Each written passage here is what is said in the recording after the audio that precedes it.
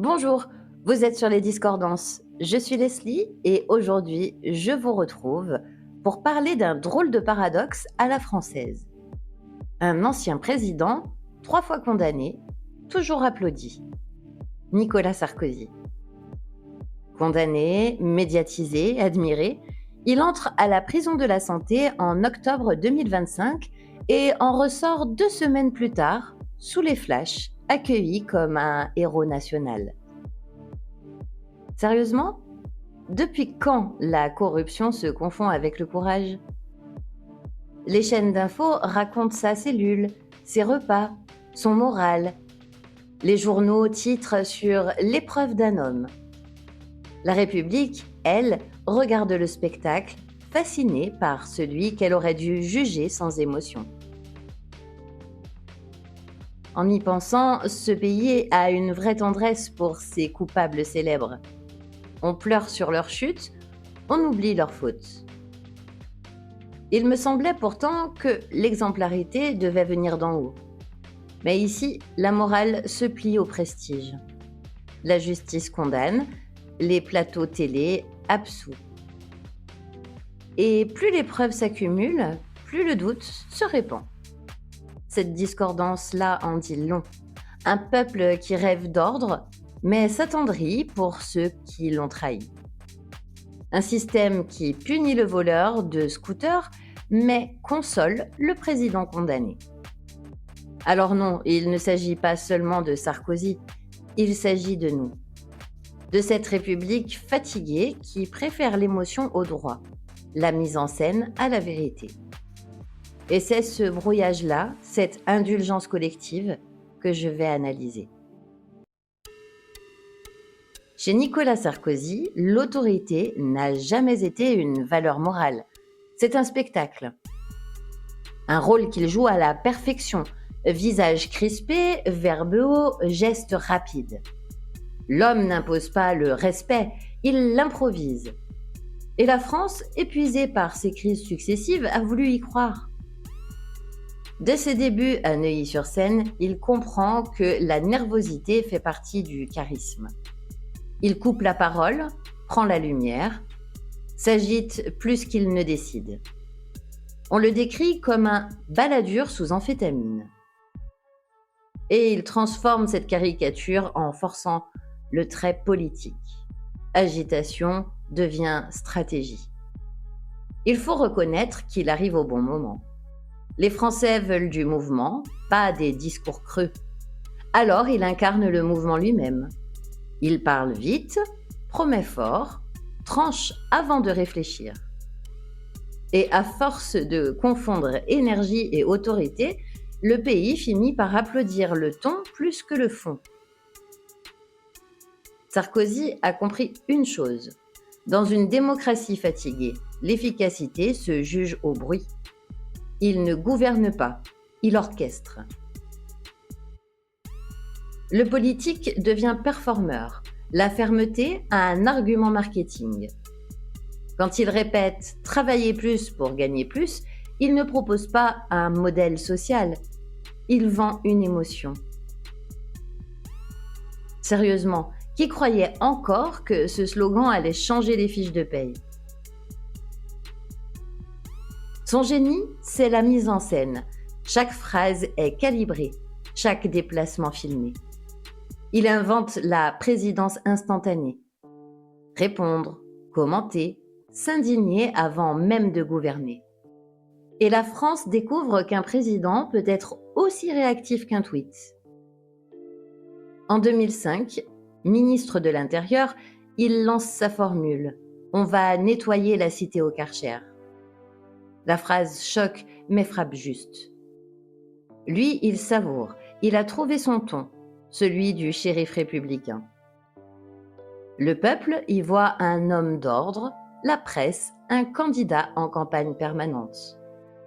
Et la politique, elle, devient un sport de prétoire médiatique. Quand il arrive à l'Élysée en 2007, il incarne déjà ce qu'il promet. Un mélange de fermeté et de mise en scène. « Je serai le président du pouvoir d'achat », annonce-t-il. Le pays écoute, enthousiaste. Mais très vite, les chiffres contredisent le mythe. Le chômage reste en hausse. La dette grimpe. Le pouvoir d'achat stagne. Et pourtant, il conserve son aura. Pourquoi ? Parce qu'il a remplacé la véracité par la présence. Il occupe l'espace jusqu'à l'étouffer. Le soir de sa victoire, la scène du Fouquet's signe la rupture entre le mythe et la réalité.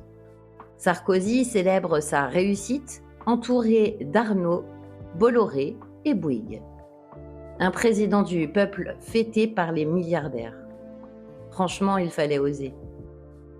Lui croit incarner la modernité, il offre l'image d'une république privatisée. Et quand on lui reproche la symbolique, il répond tranquillement « Je n'ai pas à rougir d'avoir des amis qui réussissent ». Il me semblait pourtant que la réussite n'exemptait pas de décence. Mais dans le sarkozysme, la morale devient un luxe que seuls les pauvres doivent s'offrir. Dès lors, tout se joue sur le terrain médiatique. Ces meetings ressemblent à des concerts. Écran géant, slogans, mise en scène de la faveur. L'image du chef se confond avec celle de l'acteur. La politique se consomme debout, en applaudissant. Et plus il gesticule, plus on parle de lui. Dans Le Figaro, Dominique Régnier résume « Sarkozy a remplacé la réforme par la réaction et l'ordre moral par le réflexe médiatique ». Quand j'y pense, cette phrase est d'une lucidité cruelle. Sous lui, gouverner revient à commenter en direct ce qu'on n'a pas encore décidé. Les chiffres sont implacables. Entre 2007 et 2012, la dette publique grimpe de 400 milliards. Le chômage reste autour de 9%. La pauvreté augmente. Mais dans l'opinion, il conserve l'image du chef volontaire. Parce que la France confond toujours la fermeté du ton avec la rigueur des actes. Son autorité ne repose pas sur une idéologie, elle repose sur un rythme. Parler, provoquer, rectifier et recommencer. Un cycle sans fin où l'on finit par oublier le point de départ.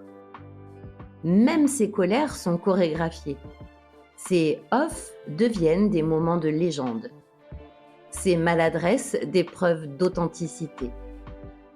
C'est le règne du storytelling. On ne gouverne plus la réalité, on la scénarise. Et en réalité, tout était écrit dès le début. L'homme d'ordre n'allait pas rétablir la justice. Il allait l'incarner à sa manière, avec des mots. Et ça, les Français ont adoré, parce qu'ils ne voulaient croire qu'un chef qui parle fort finit par avoir raison. Le problème, c'est qu'à force de performance, la vérité s'est diluée. L'autorité ne se mesurait plus aux résultats, mais à la conviction de celui qui les proclamait. Le philosophe Pierre Rosavalton avait prévu. Ce n'est pas la morale qui revient en politique, c'est la morale qui sert de marketing au pouvoir. Cette phrase pourrait résumer toute une époque. Sous Sarkozy, la vertu devient une marque déposée, la rigueur, une posture. Et la République se transforme en scène où les mots remplacent les actes. C'est peut-être ça le plus grand tour de force, avoir fait croire à un pays entier que le bruit tenait lieu de bilan. L'autorité a cessé d'être un principe, elle est devenue un produit. Et nous avons acheté ce produit avec enthousiasme. Voilà la première grande discordance, un peuple persuadé de réclamer la vérité, mais conquis par la mise en scène du pouvoir. Un pays qui s'incline devant ceux qui savent donner l'illusion d'agir. La République s'est chercher un chef, elle a trouvé un acteur. Et l'acteur, lui, a compris que le public n'en demandait pas davantage. Sarkozy ne ment pas comme les autres. Chez lui, le mensonge n'est pas une erreur, c'est un instrument de travail. Une stratégie bien rodée pour dompter l'opinion et désarmer le réel. Quand il déclare à Toulon en 2008 vouloir moraliser le capitalisme financier, la crise mondiale vient d'éclater. La phrase claque, solennelle, presque vertueuse. La Tribune titre le lendemain « Le retour de la morale ». Quelques semaines plus tard, il allège la fiscalité du capital. Vraiment, il vient d'inventer la morale à deux vitesses. Une pour les discours, une pour les décrets. Ce qu'il a compris, c'est que la vérité politique n'a plus besoin d'être cohérente, seulement spectaculaire. Dans un monde saturé d'informations, ce qui compte, ce n'est pas de convaincre, c'est d'occuper. Sa parole ne vise plus la réalité, elle la neutralise. Chaque promesse est un coup de projecteur, chaque contradiction, une diversion. Ramayad dira un jour dans Le Point, avec Nicolas, il fallait dire oui plus fort que lui. La vérité n'était qu'une option.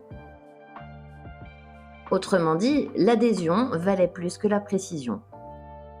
Et dans ce système, la parole ne s'évalue pas, elle se répète. À Gangrange, il promet « Je ne vous laisserai pas tomber ». Quelques mois plus tard, l'usine ferme. Mais dans les esprits, il reste celui qui est venu. En y réfléchissant, c'est presque du génie. Il transforme l'échec en souvenir héroïque. Le geste remplace le résultat. Sous Sarkozy, le discours devient performatif. Parler, c'est faire. Et contredire, c'est recommencer. Plus rien ne s'écrit, tout s'enchaîne. Chaque déclaration chasse la précédente avant qu'elle ne s'effondre. La vérité devient jetable. Un journaliste de Libération l'avait résumé ainsi. Sarkozy, c'est la fabrique du bruit. Quand il parle, la vérité se brouille. Et c'est exactement ça, une mécanique de saturation, un vacarme qui protège, un flux qui empêche toute mémoire.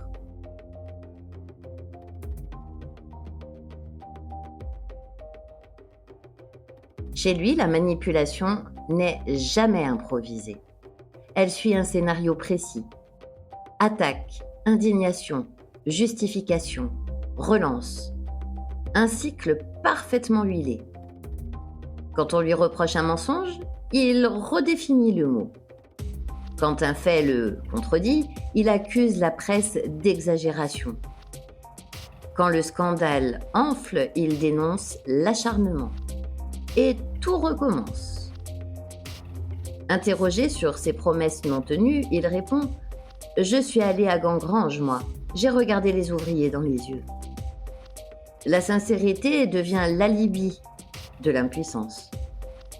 Franchement, comment lui reprocher d'avoir échoué puisqu'il a essayé ?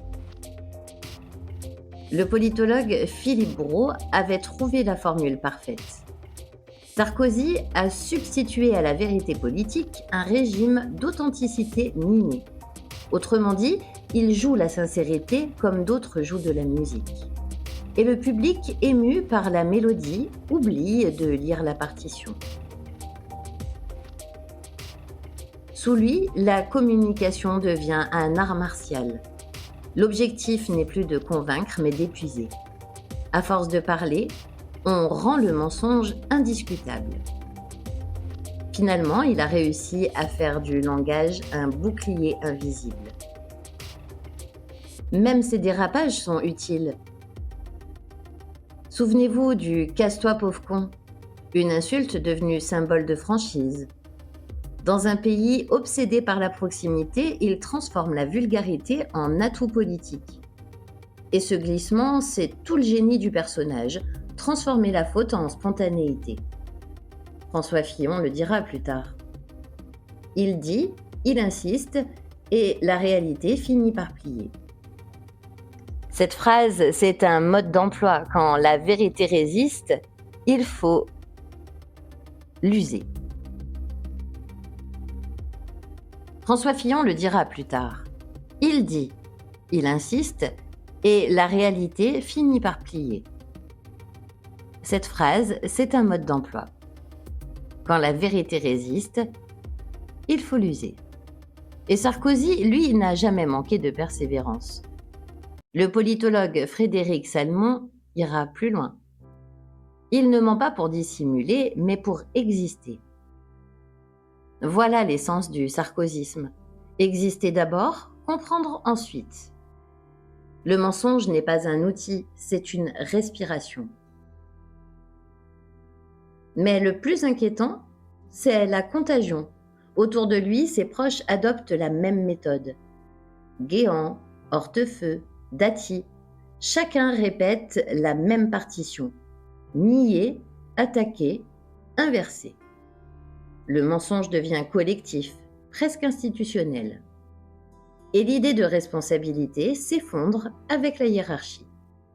Dans Le Monde, un magistrat confiait « Quand tout le monde ment pour vous, c'est que vous avez réussi à dominer, pas à convaincre. » Et c'est exactement ça, le pouvoir du récit, pas celui du droit. Cette contamination s'étend au langage public. Sous son quinquennat, des mots comme valeur, ordre, travail deviennent des talismans. On ne les interroge plus, on les brandit. L'éthique devient un décor sonore. Il me semblait pourtant que ces mots servaient à agir, pas à hypnotiser. Quand tout devient slogan, plus rien ne se pense. Et quand plus rien ne se pense, tout se justifie. Voilà comment le mensonge devient structurel, en s'habillant de vertu. Le système Sarkozy n'aurait pas tenu sans la presse. Les médias ont été à la fois son bouclier et son amplificateur. Chaque phrase, chaque colère, chaque provocation devient un produit d'audience. La transgression fait vendre, la polémique fidélise. Dans Challenge, un éditorialiste avouait « Il a fait entrer la logique du marché dans la parole politique ». Et il faut reconnaître qu'il a compris cette logique avant tout le monde. Être visible vaut plus que d'avoir raison. La télévision adore les personnages et Sarkozy en est un. Un tempérament, une posture, une voix reconnaissable. Les rédactions le critiquent tout en le chérissant. Sans lui, plus de clash, plus d'audience, plus de rythme. Le système médiatique finit par lui ressembler. Nerveux, réactif, addictif. En y réfléchissant, c'est peut-être là la plus grande ironie de sa carrière. Il a transformé la presse qui devait le surveiller en partenaire d'exposition. Chaque indignation lui offre du temps d'antenne, chaque polémique une renaissance. Un journaliste de France Télévisions l'a résumé en une phrase. Il n'a pas besoin de convaincre, il a besoin d'occuper. Et cette stratégie fonctionne toujours. Sarkozy n'est pas seulement le symptôme d'un cynisme politique. Il est le révélateur d'un besoin collectif. Celui d'un peuple qui préfère le récit à la preuve. On veut un chef fort, sincère, proche, même s'il triche. La transgression devient glamour. La faute, un signe de courage. Le sociologue Michel Viviorca l'a formulé ainsi. Il a donné à la tricherie un visage de sincérité. Tout est dit. Nous ne croyons plus ce qu'il dit, mais nous continuons à croire en lui. Et c'est bien plus grave.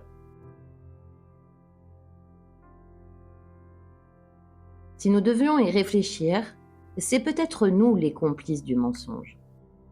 Parce qu'on le savait, parce qu'on a accepté cette gymnastique morale. Juger sévèrement les faibles, pardonner les puissants. Franchement, difficile de lui reprocher d'avoir compris le jeu mieux que nous. Sous Sarkozy, le mensonge s'est institutionnalisé parce qu'il correspondait à notre époque. Rapide, bruyante, sans mémoire. Et la République hypnotisée a suivi le mouvement. Les mots ne signifient plus, ils circulent. Les faits ne s'imposent plus, ils s'oublient. La vérité devient une donnée parmi tant d'autres. Voilà la deuxième grande discordance. Un pays qui exige la transparence, mais récompense ceux qui la contournent avec style. La morale reste un slogan, la vérité un décor et le mensonge un art de gouverner.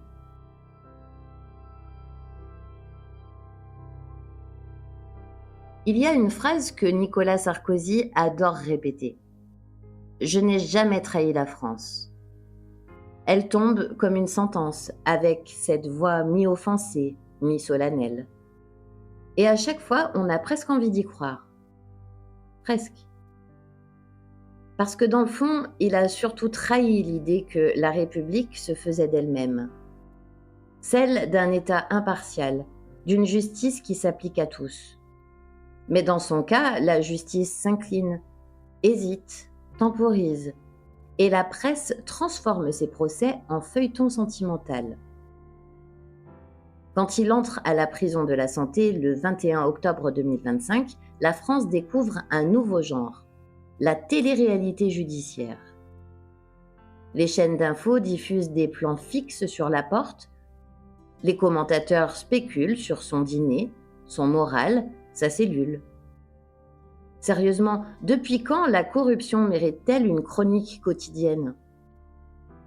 Ouest France rapportera que le personnel pénitentiaire reçoit des centaines de lettres et de cadeaux adressés à l'ancien président. Certains continuent des prières, d'autres des photos de soutien. On croirait presque un fan club. Il me semblait pourtant que la prison servait à purger une peine, pas à cultiver une mythologie. Mais tout dans cette séquence semble inversé. L'homme condamné devient victime, la peine devient émotion, la justice devient spectacle. Le public hypnotisé oublie le fond des affaires. Big Malion, Bismuth, financement libyen, pour ne retenir que le visage d'un vieil homme digne et courageux. Et les médias orchestrent la compassion nationale comme une rédemption télévisée. Le 10 novembre 2025, la Cour d'appel ordonne sa libération sous contrôle judiciaire. Motif officiel, pas de risque de fuite. Motif officieux, aucune institution n'a envie de voir un ex-président derrière les barreaux trop longtemps. Quand j'y pense, cette précaution dit tout. Même la justice craint l'image. Le parquet avait lui-même recommandé la libération, évoquant une détention qui constitue une menace pour M. Sarkozy, non l'inverse. On croit rêver. La prison serait dangereuse pour lui, pas pour la République. Franchement, il faut le dire, en France, le pouvoir ne se perd jamais, il se recycle en privilèges. Pendant sa détention, Sarkozy a droit à une cellule réaménagée, une télévision, une douche privative, des visites multiples. Un ancien surveillant confiera à Mediapart « C'était plus un pensionnaire qu'un détenu ». La République punit à demi par politesse. Et pourtant, l'ancien chef d'État continue de percevoir près de 700 000 € d'avantages publics par an. Bureau, voiture, sécurité, secrétariat.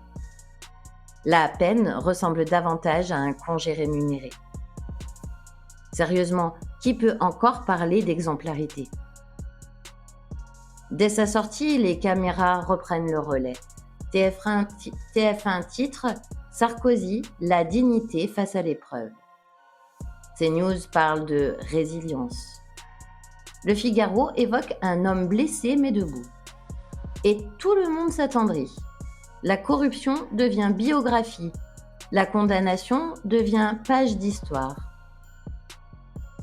Il revient dans les médias avec l'assurance d'un homme qui sait qu'on lui pardonnera. Son ton est plus calme, plus grave, presque pastoral. Je ne fuirai jamais la vérité. Je la laisserai triompher. Cette phrase, répétée sur tous les plateaux, fonctionne à merveille. Elle ne dit rien, mais rassure tout le monde. Comme toujours, le verbe suffit à effacer le verdict. Le philosophe Alain Badiou résumait cette dynamique mieux que quiconque. Sarkozy n'est pas un accident de la République. Il est la forme contemporaine de son cynisme. Ce n'est plus l'homme qui choque, c'est le système qui l'admire. C'est presque vertigineux. Il a réussi à transformer la honte en capital politique. Ce n'est plus une chute, c'est un retour de flamme. Chaque condamnation devient un épisode de sa légende. Et comme dans toute bonne série française, l'audience ne décroche jamais.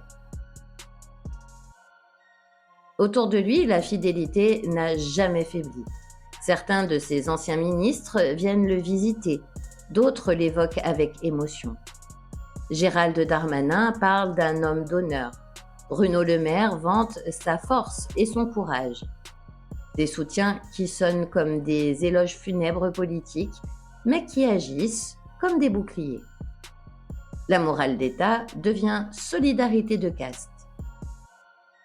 Le juge Serge Portelli, dans Le Monde, écrira « Nous avons vu un ancien chef d'État se comporter en justiciable d'exception, exigeant pour lui ce qu'il refusait aux autres. » Cette phrase devrait hanter la République et pourtant elle passe inaperçue.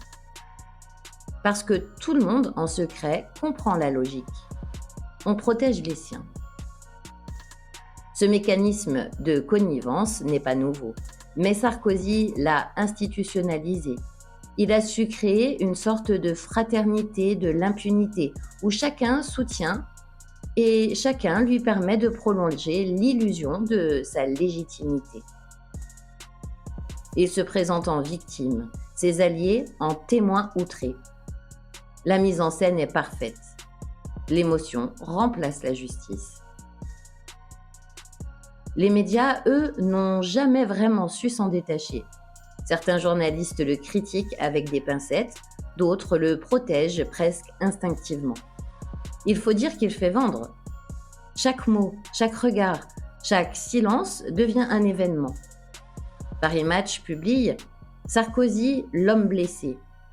Le Point titre « La revanche du condamné ». Et la boucle est bouclée. La justice parle, mais la presse raconte autre chose. Finalement, c'est comme si le pays préférait la narration à la sanction. La fiction du redressement moral plaît plus que la réalité du jugement. Et dans cette confusion, l'ancien président redevient personnage, presque héros. Le sociologue Michel Vivorca l'a noté sur France Info. Son incarcération n'a pas entamé son prestige, elle l'a consolidé. Exactement. La faute devient épopée. La condamnation devient récit d'endurance. Et la République, elle, regarde tout cela avec la tendresse d'une mère déçue mais indulgente. Franchement, il fallait le voir pour le croire. Un pays qui s'indigne à peine quand son ancien président est reconnu coupable de corruption, mais s'émeut qu'il dorme mal en cellule. Sous Sarkozy, la morale publique s'est inversée, puis figée dans le déni. Ce qui autrefois aurait valu la disgrâce devient aujourd'hui preuve de caractère. Le mensonge devient courage.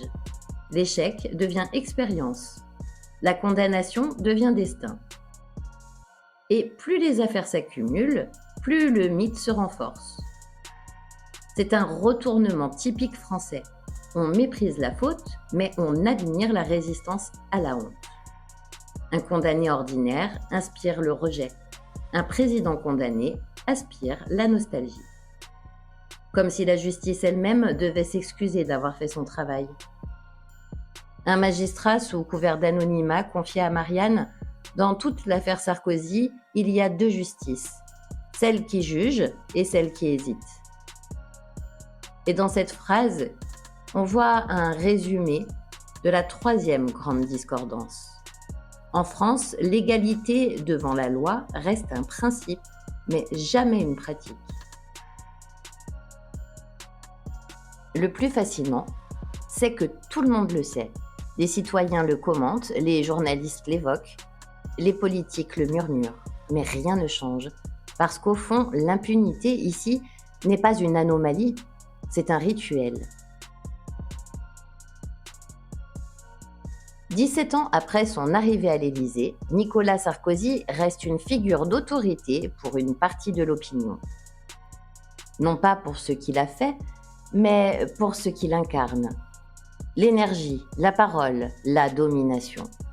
L'homme qui ose. La France adore ce verbe. L'homme qui ose. La France adore ce verbe. On pardonne tout à celui qui ose. Mais cette fascination a un prix. Elle vide la République de son exigence morale. L'exemplarité devient facultative, la responsabilité relative. La vérité, elle, s'efface derrière le storytelling permanent. Personnellement, j'ai plutôt tendance à penser qu'on a confondu le courage et le culot. Parce que sérieusement, il faut oser parler d'honneur quand on empile les condamnations. Et pourtant, cette audace fonctionne. Elle hypnotise. Elle flatte le besoin national de croire encore à un chef, même déchu. Sarkozy n'a pas survécu au scandale. Il l'a recyclé. Il a compris que la honte en France peut être rentable. Il se met en scène, se victimise, puis se réinvente. Et la machine médiatique, au lieu de le contredire, l'accompagne. Le journaliste Frédéric Potet l'a écrit dans Le Monde. Sarkozy ne sort pas indemne de ses procès. Il en sort lavé par le spectacle. C'est exactement ça. Le jugement ne répare rien, il nourrit le récit. Et plus la justice tente de le punir, plus il reprend le poids symbolique. La République prétend vouloir laver ses fautes, mais elle finit toujours par polir ses coupables. Et cette indulgence, c'est la vraie corruption, celle du regard collectif. En y pensant, c'est peut-être ça le plus inquiétant. La France ne veut pas l'excuser, elle veut continuer à l'aimer. Comme si la faute chez nous n'était jamais vraiment définitive. Le cas Sarkozy n'est pas qu'une succession d'affaires, c'est un miroir, celui d'un pays qui se dit attaché à la morale républicaine, mais qui préfère ici le récit au droit. Un pays qui punit les petits pour rassurer les grands. Et qui croit encore qu'un condamné peut incarner l'autorité simplement parce qu'il parle fort. Sarkozy n'est pas une anomalie du système. Il en est le produit achevé. Et si la France le défend encore, c'est qu'elle reconnaît en lui sa propre faiblesse. Ce mélange de cynisme et de fascination pour le pouvoir. La justice l'a condamné, l'histoire, elle, hésite encore. Et tant qu'elle hésitera, la discordance persistera. Franchement, il faut le reconnaître, cette histoire dit beaucoup de notre époque. Nous ne cherchons plus la vérité, nous cherchons le récit le plus supportable. Et Sarkozy, avec son instinct de comédien, a offert exactement ça. Un feuilleton de la République diffusé en boucle où la honte se raconte à la première personne. Quand il parle de blessure, d'injustice, d'acharnement, il sait que le mot touche plus que le fait. Il parle à une société fatiguée de la nuance et pressée d'émotions. Une société qui s'émeut plus facilement d'un condamné que d'un condamné oublié. Qui se souvient aujourd'hui des noms des autres justiciables condamnés pour corruption? Aucun. Mais tout le monde sait dans quelle prison a dormi Sarkozy et combien de jours il y est resté. Ça aussi, c'est une discordance, cette fascination pour la chute racontée, pas pour la faute commise. Ce glissement où on pardonne non pas parce qu'on croit à l'innocence, mais parce qu'on aime le spectacle du repentir. Lui, il a simplement compris avant les autres que la morale républicaine est un décor modulable. Quand la vérité le dessert, il change la lumière. Quand la justice le rattrape, il change de scène. Et chaque fois, la France applaudit. Ce n'est pas un talent, c'est un savoir-faire. Le mensonge est devenu culturel, presque patrimoine. Ce n'est pas un talent, c'est un savoir-faire. Le mensonge est devenu culture, presque patrimoine. Personnellement, j'ai tendance à croire que Sarkozy n'a pas détruit la morale politique. Il l'a révélée telle qu'elle est devenue. Molle, médiatisée, conditionnée à l'émotion. Et ce constat, au fond, est le plus inquiétant. Parce qu'il montre qu'il n'y a plus de limite entre le pouvoir et la mise en scène. Nous sommes entrés dans l'ère du jugé-aimé, du coupable fréquentable, du condamné légitime. Et cette banalisation-là ne vient pas de lui seul, elle vient d'un système entier, politique, médiatique, culturel, qui a cessé de croire en la vertu de la sanction. Sarkozy n'a pas corrompu la République, il l'a simplement mise à son image. Finalement, personne ne pourra dire qu'il a été forcé de le défendre. Ce sont les autres qui l'ont fait spontanément, parce qu'en le protégeant, ils se protègent eux-mêmes. Il incarne ce que la France aime le plus, l'autorité sans morale, la faute bien racontée. Vous voyez le paradoxe ? Un pays qui se dit fils de la Révolution et qui pleure dès qu'on touche à ses monarques républicains. On guillotine dans les mots, mais on acclame dans les faits. On adore les chefs jusqu'à leur chute, puis on les pleure comme des martyrs. Et quand la justice fait son travail, on dit qu'elle s'acharne. Comme si la République elle-même n'assumait pas sa cohérence ou sa dangerosité. Sérieusement, que reste-t-il de la vertu républicaine quand la compassion sert de jurisprudence ? Sarkozy restera sans doute comme l'homme qui a transformé la condamnation en argument d'autorité. Il a compris que la France ne craint pas le pouvoir, mais qu'elle craint le vide. Alors il occupe, même condamné, même discrédité. Il est toujours là parce qu'on continue de le regarder. Et tant qu'on le regardera, la discordance perdurera. Parce que cette indulgence collective ne parle pas de lui, elle parle de nous, de notre rapport maladif au pouvoir, de notre fascination pour les figures qui chutent avec élégance. Il nous a appris à préférer la mise en scène à la morale, le mythe à la vérité. Et il faut bien l'admettre, on a parfois su en redemander. La République, dans le fond, ne punit plus, elle compatit. Elle pardonne vite, surtout quand la faute porte un costume bien taillé et un verbe assuré. Et tant que ce réflexe restera là, d'autres suivront. Comme l'écrivait le philosophe Paul Ricoeur, la faute n'est jamais oubliée tant qu'elle est racontée. Mais elle cesse d'être reconnue quand le récit prend la place du remords. Peut-être que tout est là. La France ne cherche pas à absoudre Nicolas Sarkozy. Elle cherche à se raconter une version d'elle-même où l'impunité devient élégance. Et dans cette version, la morale n'est plus un idéal. C'est un... Si cet épisode vous a plu, n'hésitez pas à vous abonner afin de n'en louper aucun et je vous retrouve très bientôt dans une prochaine vidéo sur les discordances ou l'intrigante. Bonne journée à tous.